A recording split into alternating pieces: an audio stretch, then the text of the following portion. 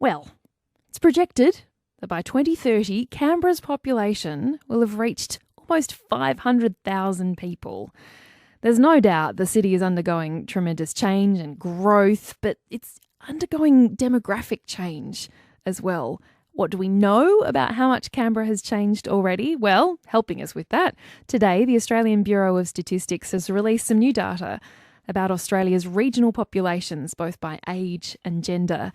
From the ABS, demographer Andrew Howe has been breaking down the numbers and he's on the line with me this evening. Andrew Howe, hello, welcome. Hi, Anna. Thank you. What does the data say about the population in the ACT?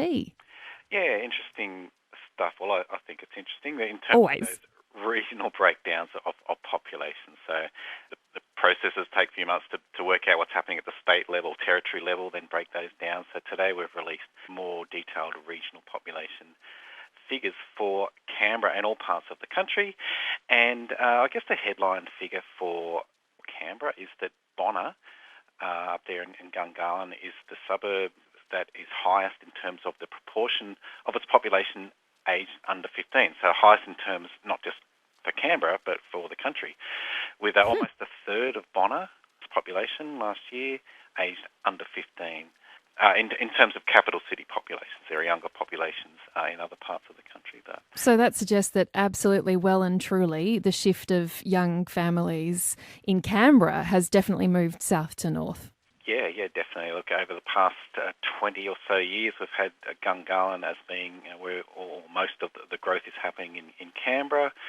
Before, say, up into the late 80s, up to the early 90s, it was Tuggeranong, where those population hotspots.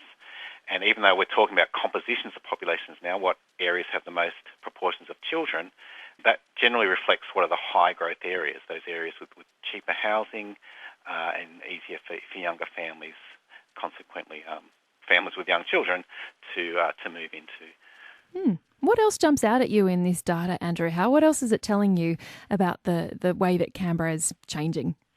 Well, I guess the converse to young population is the old population, and elderly populations for Canberra tend to be located or concentrated in or around South Canberra, Yarralumla, Red Hill, those areas around there, so perhaps no surprises there.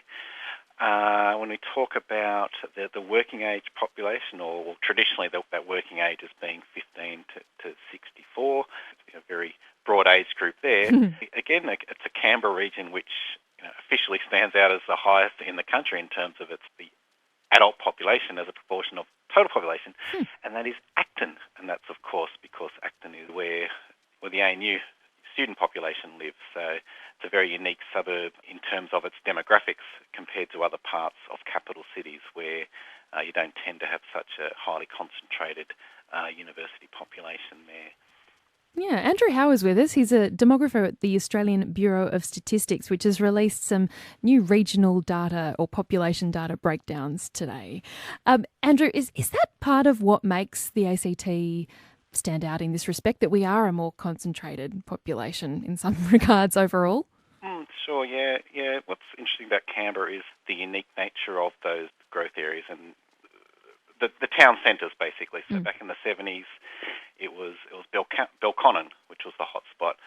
In the late 80s to early 90s, it was Gungahlin. It was Tuggeranong, late 80s, early 90s. And the past 20 years, we've had Gungahlin as being the growth spot. So reflecting the more planned nature of Canberra's population growth, which should make it better for planning it. That's why we prepare these figures for communities, for governments, for businesses to plan where do you put infrastructure, where do you put services, transport links in future. And the advantage that Canberra has is that really highly planned nature of its suburbs over the past few decades. As you've cast your eye over the variety of data released today, Andrew Howe, are there any interesting national trends that have been identified or that jump out to you?